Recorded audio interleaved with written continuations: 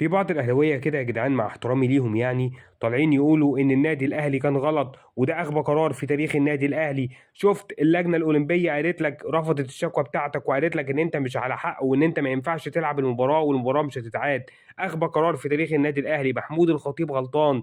طب يا عم أنت حكمت على النادي الأهلي كده على طول أول ما قرار اللجنة الأولمبية طلع؟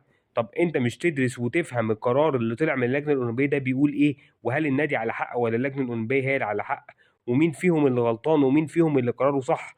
والنادي الاهلي اتخذ القرار السليم ولا لا؟ لا، انت سبت ده كله وعايز تنتصر لوجهة نظرك اللي هي بتقول ان النادي الاهلي غلطان، ان النادي الاهلي ما كانش ينفع ينسحب من المباراة. كل ده عشان تطلع انت الواد الفاهم، الواد الواعي، الواد اللي عارف القرارات، الواد اللي ما فيش منه اتنين.